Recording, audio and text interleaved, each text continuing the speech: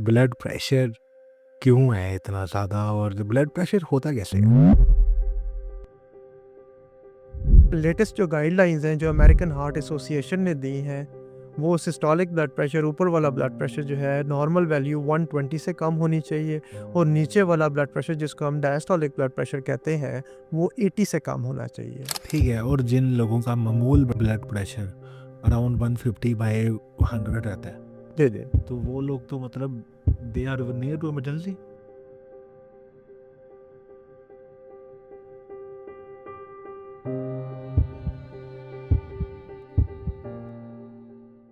जी hello, अस्सलाम वालेकुम नाज़रीन, कैसे हैं आप लोग? मेरा नाम अहमद मुजाहिद है और वेलकम टू अनदर पॉडकास्ट। हम लोग इस पॉडकास्ट में कोशिश करते हैं कि डॉक्टर कलीम से हम लोग हार्ट हेल्थ के बारे में, कार्डियो हेल्थ के बारे में, अपने वैसी लाइफस्टाइल मॉडिफिकेशंस के बारे में वो डॉक्टर कलीम से इल्म ले पाएँ और सीख पाएँ कि हम अपनी ज़िंदगी को बेहतर कैसे बना सकते हैं। लास्ट पॉडकास्ट अगर आपने हमारे चैनल पे देखी है तो हमने देखा होगा कि हम लोगों ने काफ़ी ज़्यादा इस बारे में बात की कि जवान लोगों में ज़्यादा हार्ट इश्यूज़ क्यों आ रहे हैं, और उसके बारे में डॉक्टर कलीम ने हमें वो तफ़सीलन समझाया और उन्होंने हमें काफ़ी मॉडिफ़िकेशंस बताई। आज मेरे दिल में तो बहुत कुछ है कि मैं डॉक्टर कलीम से पूछूं, लेकिन जो मेजर मैं आज जानना चाह रहा हूँ वो है ब्लड प्रेशर, क्योंकि ये बहुत बड़ा मसला है। तो सबसे पहले thank you so much doctor Kaleem साहब, आप हमें टाइम देते हैं इस टाइम पे। Thank you very much, you are always welcome. Doctor Kaleem, आपने आज एलिफेंट इन द रूम सुन लिया है, ब्लड प्रेशर के बारे में मैंने आपसे जानना है। ब्लड प्रेशर क्यों है इतना ज़्यादा और ब्लड प्रेशर होता कैसे है? अच्छा, सबसे पहले मैं आपको ब्लड प्रेशर की डेफिनेशन बताता हूँ कि हार्ट का बेसिक फंक्शन क्या है। हार्ट जो है पूरी बॉडी से ब्लड कलेक्ट करता है और फिर पंप करता है मुख्तलिफ शरियानों के ज़रिए डिफरेंट बॉडी पार्ट्स को। तो ये एक फ़ोर्स होती है जिसको हम इजेक्शन फ्रैक्शन कहते हैं कि हार्ट के पंप करने की सलाहियत। और जब हार्ट कॉन्ट्रैक्ट करता है तो ये ब्लड जो है ये शरियानों के ज़रिए डिफरेंट बॉडी पार्ट्स में जाता है। तो जब वो कॉन्ट्रैक्ट कर रहा होता है तो ब्लड जो है वो शरियानों के ऊपर उनकी वॉल्स के ऊपर एक फोर्स डालता है, स्ट्रेस डालता है जिसको हम सिस्टोलिक ब्लड प्रेशर यानी ऊपर वाला ब्लड प्रेशर कहते हैं। और जब हार्ट रिलैक्स करता है उ तो उस वक़्त शरियानों में ये ब्लड का जो प्रेशर है वो कम होता है जिसको हम डायस्टोलिक ब्लड प्रेशर कहते हैं। जी। तो ऊपर वाला blood pressure systolic blood pressure जब हार्ट कॉन्ट्रैक्ट कर रहा हो और नीचे वाला blood pressure diastolic blood pressure जब हार्ट रिलैक्स कर रहा हो। तो डेफ़िनेटली जब वो रिलैक्स करता है तो ब्लड प्रेशर कम होता है और जब वो कॉन्ट्रैक्ट करता है तो वो ब्लड प्रेशर ज़्यादा होता है। सही हो गया। हाँ, मेरे अंदर एक था एक क्वेश्चन कि व्हाई नॉट की एक वैल्यू एक होती है, ये 2 वैल्यू होती है कि एक लेवल मिल जाता है कि 120 टू 180 होना चाहिए। ऐसे ही है। बस ये डिफ़रेंस जो है वो हार्ट की कॉन्ट्रैक्शन और रिलैक्सेशन का है एक बेसिकली। एवरेज वाला सिस्टम नहीं नहीं, होता, ये दोनों डिफरेंट अलग पैरामीटर्स अलग पैरामीटर्स हैं कि बेसिकली। एक जाने का प्रेशर है, एक एक वापस आने का प्रेशर है। और ये वैल्यूज़ 120। हाँ, ये बड़ा इम्पोर्टेंट क्वेश्चन है कि इनकी नॉर्मल वैल्यूज़ क्या होती हैं और कब हम लेबल करते हैं कि इस पेशेंट को ब्लड प्रेशर है या नहीं है, स्टेज 1 है, स्टेज 2 है या कोई इमरजेंसी है। तो जो नॉर अभी एक लेटेस्ट जो गाइडलाइंस हैं जो अमेरिकन हार्ट एसोसिएशन ने दी हैं, वो सिस्टोलिक ब्लड प्रेशर ऊपर वाला ब्लड प्रेशर जो है नॉर्मल वैल्यू 120 से कम होनी चाहिए और नीचे वाला ब्लड प्रेशर जिसको हम डायस्टोलिक ब्लड प्रेशर कहते हैं, वो 80 से कम होना चाहिए। कम होना चाहिए। कम होना चाहिए। ये नॉर्मल वैल्यूज़ हैं, 120 से कम सिस्टोलिक ब्लड प्रेशर और 80 से कम डायस्टोलिक ब्लड प्रेशर। अगर 70/110 हो, वन नॉर्मल वैल्यूज़ हैं। ऊपर वाला अगर 110 है और नीचे वाला 70 है तो ये नॉर्मल है। कोई भी वैल्यू जो 120 से कम हो ऊपर वाली और नीचे 80 से कम हो तो नॉर्मल वैल्यू होगी आपकी। और हम लोग लो ब्लड प्रेशर पे कब काउंट होते हैं? लो ब्लड प्रेशर अगर ऊपर वाला ब्लड प्रेशर 90 से कम हो या नीचे वाला ब्लड प्रेशर 60 से कम हो तो इसको हम लो ब्लड प्रेशर जिसको हाइपोटेंशन भी कहते हैं आमतौर पर ये वैल्यू है उसकी, है ना। अच्छा, ठीक है। मतलब 120 टू 90 हो जाए तो ये बेस्ट वैल्यूज़ हैं। 120 ऊपर वाला और नीचे वाला जो है वो 80 से कम हो तो ये बेस्ट वैल्यूज़ हैं आपके पास, है मतलब ना। हाँ, मतलब मैं अगर आपकी ज़ुबान में बोलूँ तो वुड डायस्टोलिक जी, जी। जिससे नीचे वाला होता है, जी, जी। वो होना चाहिए 60 टू 80।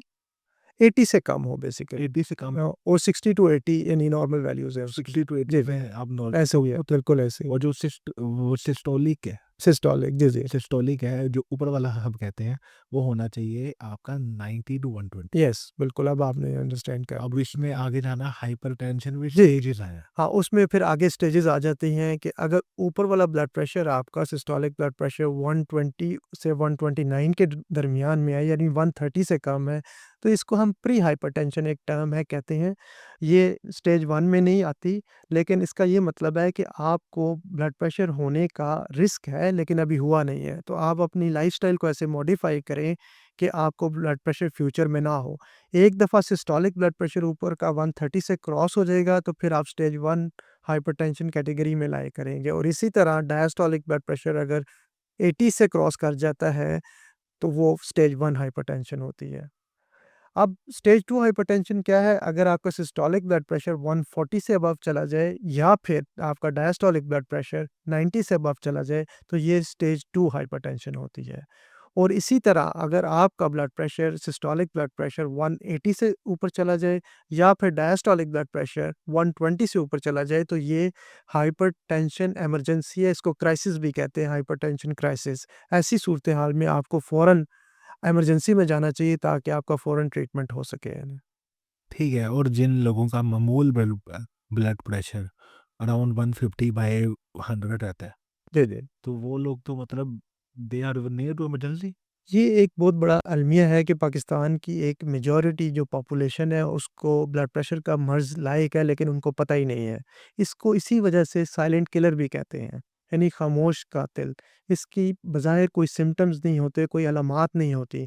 अलामात तब आती हैं जब आपका ब्लड प्रेशर शूट कर जाता है, या फिर आपको ब्लड प्रेशर की वजह से कोई ना कोई कॉम्प्लिकेशन डेवलप हो जाती है, तब आपको अलामात आती हैं।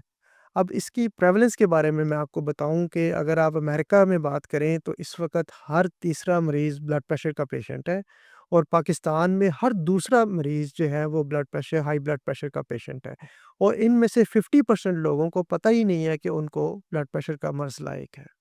ये सबसे बड़ा अलमिया है कि अगर आपको एक बीमारी है और आपको पता ही ना हो, और उस वक़्त तक ना पता हो जब तक उसकी कोई ना कोई कॉम्प्लिकेशन ना आ जाए, तो ये एक बहुत बड़ी दुःख की बात है कि अवेयरनेस नहीं है।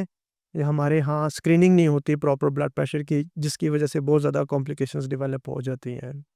सर, मैं वजूहात पे बात करना चाहता हूँ कि क्यों है मतलब इसके कॉजेज़ क्या-क्या हैं? ये आपने बड़ा इम्पोर्टेंट क्वेश्चन किया है। आमतौर पर अक्सर लोग कहते हैं कि कॉज़ क्या है, इसकी वजूहात क्या हैं, इसके रिस्क फैक्टर्स क्या हैं। तो ये मैं बताता चलूँ कि 90% केसेज़ में इसकी कोई वजह नहीं होती, जिसको हम इडियोपैथिक हाइपरटेंशन कहते हैं, 90% केसेज़ में। और सिर्फ 10% केसेस में इसकी वजह मालूम होती है, जिसको हम सेकेंडरी हाइपरटेंशन कहते हैं। और जो सेकेंडरी हाइपरटेंशन है, उसमें जो इम्पोर्टेंट कॉजेज़ है इसकी, किडनी डिज़ीज़ है, गुर्दों के मसाइल में ब्लड प्रेशर चला जाता है, या हार्मोन्स हैं, थायराइड हार्मोन्स हैं, इनके मसले मसाइलों में ये ब्लड प्रेशर ज़्यादा हो जाता है। एड्रीनल्स हैं, ग्लैंड्स के प्रॉब्लम्स में, और स्लीप डिसऑर्डर्स हैं। ऑब्स्टेट्रिक स्लीप अपनी एक कंडीशन है जिसमें आपका ब्लड प्रेशर ज़्यादा हो जाता है। और सेकेंडरी हाइपरटेंशन में एक इम्पॉर्टेंट कॉज़ है आपकी जो मेडिसिन्स हैं। मिसाल के तौर पर अगर आपको डॉक्टर्स ने प्रिस्क्राइब किए हुए स्टेरॉइड्स, ऐसी चीज़ें हैं, स्टेरॉइड्स आपका ब्लड प्रेशर ज़्यादा कर लेती हैं। तो एक इम्पॉर्टेंट कॉज़ है कि आप कौन-सी मेडिसिन ले रहे हैं, कई ऐसी मेडिसिन्स हैं जिनसे आपका ब्लड प्रेशर ज़्यादा हो जाता है। लेकिन ये सब सेकेंडरी हैं।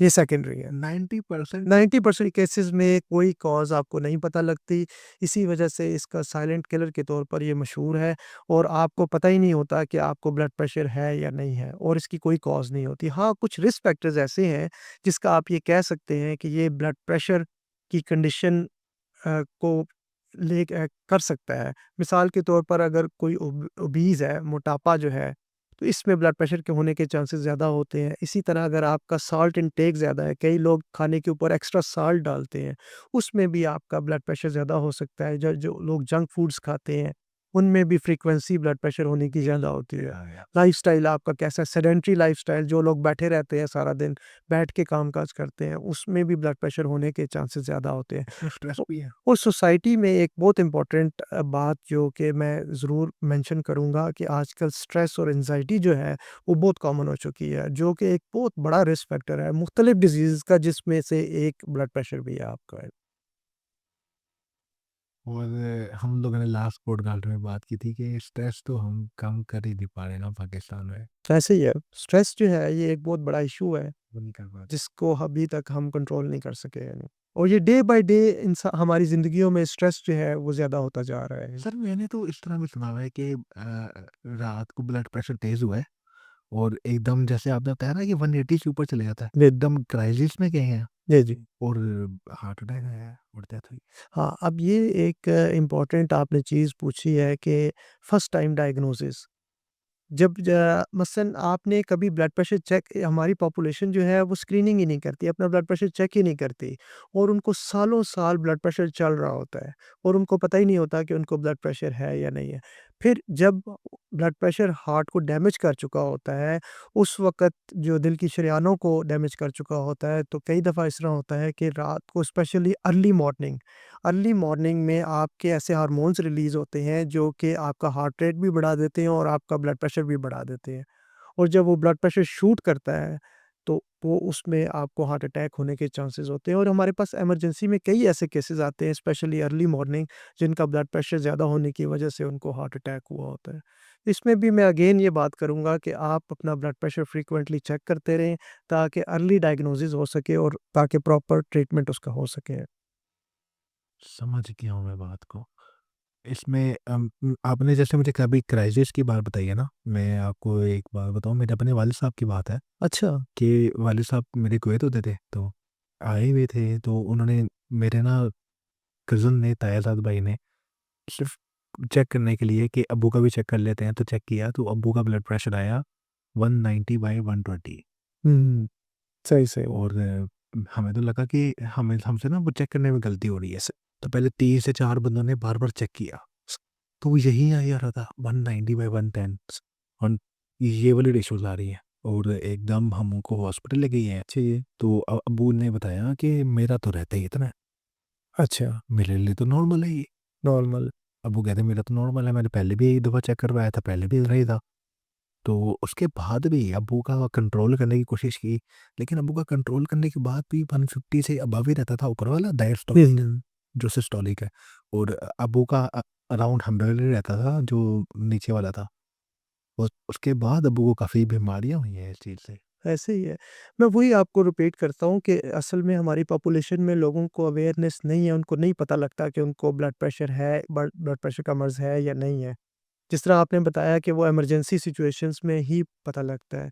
उसकी मेन वजह ये है कि इसके कोई सिम्पटम्स नहीं होते, कोई अलामात नहीं होती। अलामात तब ज़ाहिर होती हैं जब आपका ब्लड प्रेशर अचानक बहुत ज़्यादा शूट कर जाए। उस वक़्त आपको हेडेक हो सकता है, डिज़ीनेस हो सकती है, आपको चक्कर आ सकते हैं या आँखों के आगे धुंधलापन आ सकता है, जब आपका ब्लड प्रेशर बहुत ज़्यादा शूट कर जाता है। हाँ, गुस्से से भी तो होता है। बिल्कुल होता है। वो गुस्से से बिल्कुल होता मेरे है ख्याल ब्लड से इसका प्रेशर। डायरेक्ट लिंक है।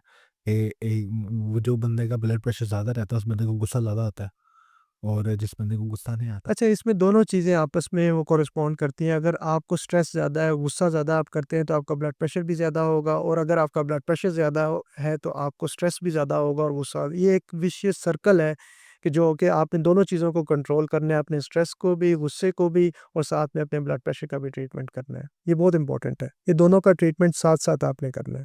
और इस टाइम पे ज़्यादा मरीज़ मुझे तो इस बात का इल्म नहीं है, लेकिन आई थिंक सो कि लो ब्लड प्रेशर भी बहुत बड़ी बीमारी है। लो ब्लड प्रेशर जो है, अगर देखें, लो ब्लड प्रेशर एक कॉमन जैसे हमारी सोसाइटी में कॉमन है। कई लोग कहते हैं कि हमारा ब्लड प्रेशर लो है। इसकी एग्जैक्ट डेफिनेशन ये है कि आपका सिस्टोलिक ब्लड प्रेशर अगर 90 से कम हो या डायस्टोलिक ब्लड प्रेशर 60 से कम हो, तो फिर हम कहते हैं कि लो ब्लड प्रेशर है या हाइपोटेंशन है। इसकी मुख्तलिफ वजूहत है, जिनमें से कुछ मैं आपको बता देता हूँ। सबसे कॉमन वजह यह है कि एक हाइपरटेंशन का पेशेंट है और वो मेडिसिन ले रहा है, और उसने ज़्यादा मेडिसिन ले लिया या मेडिसिन ली है फिर खाना नहीं खाया, तो उसका ब्लड प्रेशर लो हो सकता है, ठीक है। दूसरी जो कॉमन कॉज़ है इसमें, कि आपको किसी किस्म की इन्फेक्शन है, चाहे वो लंग्स की इन्फेक्शन है या यूरिन की इन्फेक्शन है, और आपकी इन्फेक्शन जिस्म में स्प्रेड कर रही है, जिसको हम सेप्सिस कहते हैं। ऐसी कंडीशन में भी आपका ब्लड प्रेशर लो हो सकता है। तीसरी कंडीशन ऐसी ये है कि आप डिहाइड्रेटेड हैं, आपने पानी नहीं पिया और मुशक्क़त ज़्यादा कर लिया, या आपकी स्वेटिंग ज़्यादा हुई है, तो आपका ब्लड प्रेशर लो हो सकता है। एक इम्पॉर्टेंट कॉज़ ये है कि अगर आप हार्ट पेशेंट हैं और आपको मल्टीपल हार्ट अटैक्स हो चुके हैं और आपका हार्ट जो है वो 30% या 40% काम कर रहा है, यानी कम कर रहा है, उसकी इजेक्शन फ्रैक्शन कम है, जिसको हम हार्ट फेलियर कहते हैं। ऐसी कंडीशन में भी आपका ब्लड प्रेशर जो है वो लो रेंज में ही रहेगा। उसमें ऐसे पेशेंट्स में स्पेशली इनको अपने कार्डियोलॉजिस्ट से मशवरा करना चाहिए। अगर उनका ब्लड प्रेशर 80 से नीचे चला जाता है या नीचे वाला ब्लड प्रेशर 60 से नीचे जाता है, ये इमरजेंसीज़ होती हैं। और इन्फेक्शन जो मैंने बात की, सेप्सिस में जो ब्लड प्रेशर लो होता है, वो भी मेडिकल इमरजेंसी है, आपको फ़ौरन इमरजेंसी में जाना चाहिए ताकि आपको ड्रिप्स लग के आपका ब्लड प्रेशर रेगुलेट हो सके यानी। सही है, मतलब low blood pressure as in एक बीमारी नहीं है, वो उसकी मुख्तलिफ कॉजेज़ है, बेसिकली कॉजेज़ है और हमने कॉज़ को ट्रीट करना है। मिसाल के तौर पर अगर आपने ब्लड प्रेशर की मेडिसिन ज़्यादा ले ली है, तो आप नेक्स्ट डोज़ स्किप कर लें। आप डिहाइड्रेटेड हैं, तो आप वाटर इनटेक, सॉल्ट इनटेक करें ताकि आपका ब्लड प्रेशर ज़्यादा हो। इसी तरह आप इन्फेक्शन की वजह से अगर कम हुआ हुआ है आपका ब्लड प्रेशर, तो आप इन्फेक्शन को ट्रीट करें। बेसिकली जो कॉज़ को आपने ट्रीट करना है, हाइपोटेंशन एज़ सच एक बीमारी नहीं है। मतलब हाइपोटेंशन बीमारी नहीं है, जी। हाइपोटेंशन फिर भी ठीक है, लो बीपी होना इतना बुरी बात नहीं है, पानी से लेकिन आपने उसकी कॉज़ को फ़ौरन ट्रीट करना है ताकि वो ज़्यादा देर तक लो ना। अगर आप हार्ट पेशेंट नहीं हो, आप जी, जी। हार्ट फेलियर नहीं है, आपकी इसी मतलब आपने या तो बीपी की गोलियाँ ज़्यादा खाई हैं, खाना नहीं खाया, पानी जी, नहीं पिया, वैसे ही मुशक्क़त ज़्यादा की है, नशा किया हुआ है, देखिए, वो नशे करने वालों का भी बीपी लो ही रहता है। ऐसे ही है, मुख्तलिफ ड्रग्स हैं जो कि ब्लड प्रेशर लो कर देती हैं। तो मतलब मेजर कॉज़ेज़ वहीं पे आती हैं लो बीपी की, लेकिन हाइपोटेंशन इज़ नॉट अ कि मैं कहूँ कि अंडरलाइन वो डिज़ीज़ है जिसके लिए, लेकिन हाइपरटेंशन हाइपरटेंशन जो है वो एक वो प्रॉपर बहुत बड़ी जी, जी, चीज़ है। वो आपको आहिस्ता, आहिस्ता, आहिस्ता, आहिस्ता हमने बताया कि साइलेंट किलर है। किलर है। और ये सिर्फ़ देखें, ये हार्ट को इफ़ेक्ट करती है, आपको कार्डियक फेलियर कॉज़ करेगी, इस्केमिक हार्ट डिज़ीज़ करेगी, हाइपरटेंशन आपकी किडनीज़ को इफ़ेक्ट करती है, किडनी फेलियर कॉज़ करेगी, आपकी आइज़ को इफ़ेक्ट करेगी, ब्लाइंडनेस कॉज़ कर सकती है और आपके ब्रेन को इफ़ेक्ट करके ब्रेन हेमरेज कॉज़ करके आपको स्ट्रोक कर सकती है, फॉलेज का अटैक हो सकता है आपको। यानी कि ये एक मुख्तलिफ पूरी बॉडी को ये इफ़ेक्ट करती है। तो इसकी प्रॉपर तशख़ीस करके उसका प्रॉपर ट्रीटमेंट जो है वो बड़ा इम्पोर्टेंट है। सर कोई अलामत है नहीं, मतलब कि मतलब मैं आपसे कहूँ कि मेरे शायद अब्बू शायद मेरे अब्बू इस टाइम दुनिया में नहीं है, शायद अल्लाह ताला बेशक उनको जन्नत ज़्यादा फ़िरदौस लंबा रहते।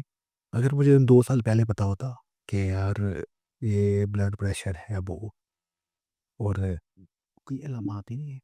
अच्छा, ये बात आपकी ठीक है कि इसमें सिम्पटम्स जो है ना ऐसा 50% लोगों को फ़ील ही नहीं होते। लेकिन जिनको फ़ील होते हैं ना, उनमें हेडेक हो सकता है, सर भारी हो सकता है, कंधों में खिंचाव हो सकता है, दिल की धड़कन ज़्यादा हो सकती है, डिज़ीनेस हो सकती है। लेकिन ये भी सिर्फ़ 50% लोगों में सिम्पटम्स आ सकते हैं या फिर उनका ब्लड प्रेशर बहुत ज़्यादा शूट करे। ऊपर वाला ब्लड प्रेशर अगर 140 150 की रेंज में हो तो ये आम तौर पर एसिम्प्टोमेटिक होता है, सिम्पटम्स नहीं फ़ील करता और लोग सालों साल इस ब्लड प्रेशर को टॉलरेट कर रहे होते हैं और उनकी बॉडी जो है यूज़्ड टू हो चुकी होती है। और जब फिर अचानक उनका ब्लड प्रेशर 180 से ऊपर जाता है तो फिर वो हमारे पास आते हैं और फिर हम उनको ट्रीट करते हैं। हाँ, मतलब आपको इसका एक ही मुझे तो सॉल्यूशन समझ आया है कि आपकी रूटीन होनी चाहिए या आपने स्क्रीनिंग करें। अपने बाद हाँ, आप अपना ब्लड प्रेशर खुद चेक करें, आपके पास ऐपरेटस होना चाहिए, ये जो नॉर्मल डिजिटल ऐपरेटस है, ये एक्यूरेट है, इसमें कोई वो स्पेशली ओमरॉन की जो मशीन है, उसको आप खुद ब्लड प्रेशर आप ये हमने लास्ट वाले पॉडकास्ट में जी, जी, बताई थी कि बिल्कुल। ये वाली मशीन ले लें, जी, ये जी। मशीन उसका प्रॉपर मेथड आपको आना चाहिए, वो आप यूट्यूब से भी देख देख सकते हैं, कोई उसमें इतना मुश्किल नहीं है। हम अपने चैनल पे एक वीडियो बना लेंगे जी, जी, कि आप बिल्कुल ऐसे ही। इस तरह से अपना ब्लड प्रेशर चेक कर सकते हैं।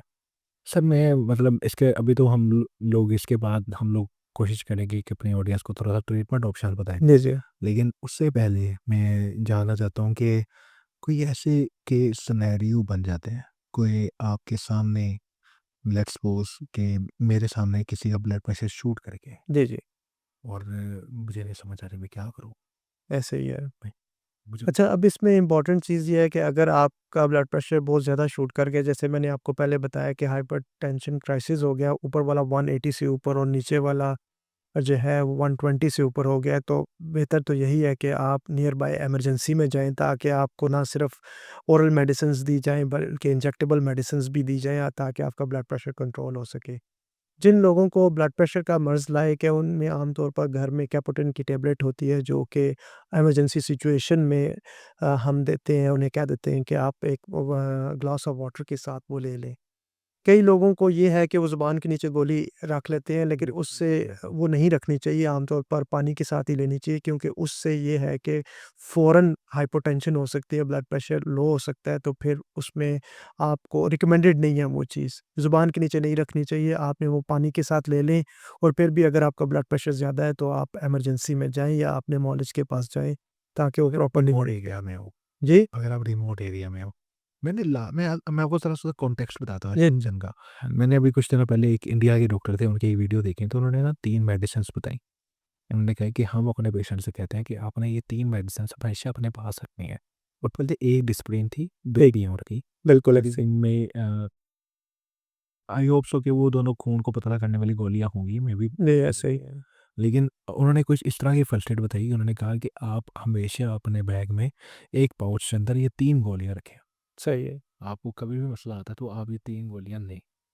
तो उसपे थोड़ी-सी रोशनी डाल सकते हैं। उसमें यही है, जो ब्लड प्रेशर के पेशेंट्स हैं उनको हम ये कहते हैं कि आपके पास इमरजेंसी के तौर पर एक कैपोटेन के नाम से एक टेबलेट आती है, जिसमें 25 मिलीग्राम्स भी आती है और 50 मिलीग्राम्स भी आती है। जी। तो वो आप अपनी पॉकेट में रखें, और अगर आप कभी महसूस करें कि आपका ब्लड प्रेशर ज़्यादा है, तो फिर आप अपना ब्लड उसको कंफर्म करें ब्लड प्रेशर चेक करके, और उस सूरत में आप वो एक पानी के गिलास के साथ वो ले सकते हैं, कैपोटे कैपोटेन की टेबलेट। जी। ठीक है। और वो डिस्परिन भी रेकमेंडेड है। Disprin basically recommended blood pressure ज़्यादा होने की सूरत में नहीं है, वो खुदा ना ख़ास्ता अगर आपको चेस्ट पेन हो रही है, या आपको लग रहा है कि आपको हार्ट अटैक होने वाला है, या आपको एंजाइना की तकलीफ़ है, तो वो आपने एक डिस्प्रिन 300 मिलीग्राम्स वाली चबा लेनी है। वो वो आपको हार्ट अटैक के रिस्क जो है उसको से बचाएगी, और अगर आपको खुदा ना ख़ास्ता हार्ट अटैक हो रहा है, तो उसमें कॉम्प्लिकेशन से बचाएगी आपको। वो बहुत इम्पोर्टेंट एक बिल्कुल मेडिसिन ठीक है। है। और हम लोग अगर लॉन्ग टर्म ट्रीटमेंट की बात करते हैं जी, जी। कि लॉन्ग टर्म ट्रीटमेंट क्या है, तो उसमें कोई यस अच्छा, ये बड़ा इम्पोर्टेंट चीज़ हमारी सोसाइटी में है कि ब्लड प्रेशर को ट्रीट कौन करे? कार्डियोलॉजिस्ट जो दिल के स्पेशलिस्ट होते हैं, वो भी ब्लड प्रेशर को ट्रीट करते हैं। नेफ्रोलॉजिस्ट जो किडनी स्पेशलिस्ट हैं, वो भी ब्लड प्रेशर को ट्रीट करते हैं, और इंटरनल मेडिसिन स्पेशलिस्ट जिनको हम जनरल फिजिशियन भी कहते हैं, वो भी ब्लड प्रेशर को ट्रीट करते हैं। हर दीद है। लेकिन मैं आपको, ये मेरा पर्सनल ओपिनियन है कि एक कार्डियोलॉजिस्ट जो है वो ब्लड प्रेशर को एक अच्छे तरीके से ट्रीट कर सकता है। उसकी वजह ये है कि वो ब्लड प्रेशर को साथ-साथ ट्रीट करने के साथ-साथ जो ब्लड प्रेशर की वजह से हार्ट के ऊपर कॉम्प्लिकेशंस हैं, उनको भी देखेगा। हाँ, अगर वो समझेगा कि ब्लड प्रेशर की वजह से हार्ट की आर्टरीज़ या शरेयानें कोई डैमेज हो रही हैं या होने वाली हैं, तो उसकी भी वो प्राइमरी प्रिवेंशन के लिए मेडिसिन्स देगा। और जो ब्लड प्रेशर ज़्यादा होने की वजह से हार्ट के ऊपर असरात आते हैं, वो भी एको करके वो देख सकता है कि डायस्टोलिक हार्ट फेलियर तो नहीं है, जो अर्ली चेंजेस हार्ट के ऊपर आती हैं, वो तो नहीं है। इस वजह से एक कार्डियोलॉजिस्ट जो है, वो ना सिर्फ ब्लड प्रेशर को अच्छे तरीके से ट्रीट कर सकता है, बल्कि वो उसकी वजह से हार्ट के ऊपर जो कॉम्प्लिकेशंस हैं, ब्लड प्रेशर ज़्यादा होने की वजह से, उनका भी अर्ली डायग्नोसिस करेगा, और उनको भी साथ में ट्रीट करेगा, या एटलीस्ट प्राइमरी प्रिवेंशन करेगा उनकी। तो ये बस मेरा एक छोटा-सा जी, जी। सवाल है। अब पेशेंट को नहीं पता। अब पेशेंट कभी वो कार्डियोलॉजिस्ट के पास जाएगा, वो कहेगा मेरे पास लैब नहीं है। अगर हम इधर ही पॉडकास्ट में बता दें, हम लोग जेल रोड वाले क्लिनिक बैठे हैं आपके, और ये माशाल्लाह आपने बहुत प्यारा क्लिनिक बनाया हुआ है।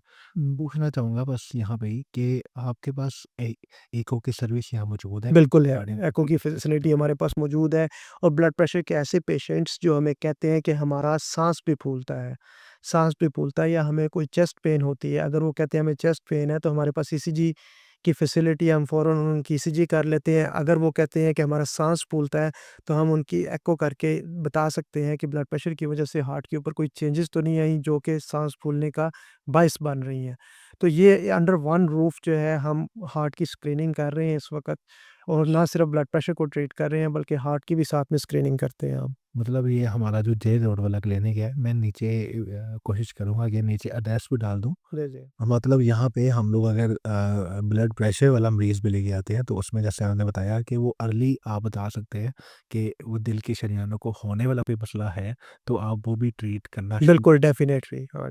ये तो उसमें एक प्राइमरी प्रिवेंशन आती है हार्ट डिज़ीज़ की, यानी प्राइमरी प्रिवेंशन का मतलब ये है कि आपको अभी हार्ट डिज़ीज़ हुई नहीं है, लेकिन उसके रिस्क फैक्टर्स जिस तरह के ब्लड प्रेशर है, या डायबिटीज़ है, या कोलेस्ट्रॉल है, वो मौजूद है, तो आपने उधर हार्ट की प्राइमरी प्रिवेंशन करनी है, ऐसी मेडिसिन्स देनी है, आपका डाइट प्लान ऐसा तैयार करना है ताकि आपको हार्ट डिज़ीज़ हो ही ना। और सेकेंडरी प्रिवेंशन का मतलब ये है कि आपको हार्ट डिज़ीज़ हो चुकी है और अब आपने उसको कैसे लेके चलना है और उसको ट्रीट कैसे करना है, ये सेकेंडरी प्रिवेंशन। तो इधर हम बहुत प्राइमरी प्रिवेंशन और सेकेंडरी प्रिवेंशन का प्लान तैयार करते हैं और पेशेंट्स को ट्रीट करते हैं उस लाहौर पर। के लोगों के लिए तो ये बहुत बड़ी खुशकिस्मती है कि अगर आपसे मुलाकात हो जाए, साथ ये इलाज का प्रोग्राम शुरू हो जाए। जी, जी, क्योंकि ऐसे मेजर मैं अगर पर्सनल देखूँ, तो मुझे इस टाइम पे पालना का डर लगता है। मैंने आपसे बात भी की थी ऑफ द कैमरा कि बिल्कुल ऐसा। उनको ब्लड प्रेशर होता है, उनके रात में सर में दर्द होती है, लेकिन अब वो मुझे कुछ कहती नहीं है। सही है। तो मुझे पता ही नहीं है कि मैं अब उनके लिए करूँ क्या? तो मुझे एटलीस्ट इतनी तो समझ आ रही है कि अगर मैं वालिदा को यहाँ लेके आता हूँ, उनकी आप जो फ्यूचर में होने वाले मसले हैं शायद मेरे को बिल्कुल। वो भी बता सकते हैं, ब तो मैं एटलीस्ट सिक्योर हो जाऊँगा। मेरा मेरा माइंडसेट सिक्योर हो जाएगा कि मेरी माँ बिल्कुल, ऐसे ही देखिए ब्लड प्रेशर को ट्रीट करना तो बहुत ईज़ी है, आप सिंपल मेडिसिन्स दे दें। लेकिन ब्लड प्रेशर की वजह से जो कॉम्प्लिकेशंस होती हैं हार्ट के ऊपर, जो किडनीज़ के ऊपर, जो ब्रेन के ऊपर, जो आँखों के ऊपर, उनका भी अर्ली डायग्नोसिस होना चाहिए। ताकि वो डैमेज होने से पहले ही हम उनको स्क्रीन आउट करें और उनकी प्राइमरी प्रिवेंशन हो सके। तो ये बहुत इम्पोर्टेंट चीज़ है कि आप ना सिर्फ ब्लड प्रेशर को ट्रीट करें, बल्कि आप उससे होने वाले डैमेज को भी अर्ली पिक करके उसका भी ट्रीटमेंट करें या एटलीस्ट उसको रोकें उधर ही और वो डैमेज ना होने दें। बिल ये इम्पोर्टेंट चीज़ है ना। बिल्कुल ठीक है। तो मतलब हम लोग इसके इलाज के लिए जो एज़ अ 1% हम लोग सबसे पहले कार्डियोलॉजिस्ट का बिल्कुल। क्योंकि ना सिर्फ ब्लड प्रेशर, इवन तो आपकी पूरी टोटल हार्ट हेल्थ और जो इन फ्यूचर कॉम्प्लिकेशन हो सकती हैं, वो भी उनको भी ठीक हो जाएँ। दूसरा ये कट करते हैं नेक्स्ट अप। अच्छा, और एक आखिरी सवाल है डाइट और एक्सरसाइज का। बस 3 मिनट मेरे ख्याल से खत्म हो जाएगा। हाँ, इसमें मैं खुद ही आपको बता देता हूँ कि सिर्फ़ मेडिसिन से ब्लड प्रेशर का इलाज नहीं होता, इसमें 2 और इम्पोर्टेंट चीज़ें भी हैं, जिसमें एक डाइट इम्पोर्टेंट फैक्टर है और एक आपकी एक्सरसाइज़ है। 2 वर्ड यूज़ होते हैं Mediterranean diet and dash diet. Simple words में आपने फ्रूट्स और वेजिटेबल्स का इस्तेमाल ज़्यादा करना है और गोश्त का इस्तेमाल कम करना है। बेकरी की प्रोडक्ट्स, प्रिज़र्व फूड्स और जंक फूड्स जो हैं वो ब्लड प्रेशर के लिए बहुत नुकसानदेह हैं, इनसे आप परहेज़ करें और साल्ट इनटेक जो है वो मिनिमल करें अपनी डाइट में। और एक्सरसाइज़ ये है जो रिकमेंडेशंस है एक्सरसाइज़ की आपने 4 टाइम्स अ वीक आपने एक्सरसाइज़ करनी है और 30 मिनट्स के लिए करनी है, चाहे वो ब्रिस्क वॉक की शक्ल में हो, जॉगिंग की शक्ल में हो, स्विमिंग की शक्ल में हो या योगा की शक्ल में हो या एरोबिक्स की शक्ल में हो। तो डाइट और एक्सरसाइज़ जो है ना ये आपका ब्लड प्रेशर जो है ये मेंटेन रखती हैं और इसकी इक्वली इम्पोर्टेंस है जितनी आपकी मेडिसिन्स की इम्पोर्टेंट। डेफ़िनेटली ये डाइट और एक्सरसाइज तो एक बेसिकली ऐसी चीज़ है जो आपकी फिज़िकल पूरी हेल्थ में जी, जी। असर डालती है। तो sir it was a very nice session with you. Thank you so thank you much. So much I don't think so कि हम लोगों ने कोई पॉइंट छोड़ दिया है ब्लड प्रेशर से रिलेटेड। मैं इसको कंसाइज़ करना चाहता हूँ क्योंकि मैं चाहता हूँ मैं सिर्फ ब्लड प्रेशर की वजह इसको टारगेट करूँ और लोगों तक उतनी इन्फॉर्मेशन पहुँचाऊँ जितनी ज़रूरत है। बिल्कुल, ऐसे मैं आखिर में एक बात कहना चाहता हूँ जो सबसे इम्पोर्टेंट है लोगों के लिए कि आप फ्रीक्वेंटली अपना ब्लड प्रेशर चेक करते रहें ताकि अर्ली डायग्नोसिस हो सके और अर्ली प्रॉपर ट्रीटमेंट स्टार्ट हो सके। बेशक। सिंपल एक आप मेरा वन वर्ड मैसेज जो है ना अगर एक सेंटेंस में आप मुझे कहें कि कोई पैगाम दें तो वो ये है कि आप फ्रीक्वेंटली अपना ब्लड प्रेशर चेक करते रहें। स्पेशली विंटर्स में तो बहुत ज़्यादा लोगों का ब्लड प्रेशर ज़्यादा हो रहा है। तो वो अगर आपकी रीडिंग्स जो है वो 120 और 80 से ज़्यादा आ रही हैं तो आप फ़ौरन अपने मालिज से राब्ता करें। बिल्कुल ठीक है। Thank you so much. Thank you so much.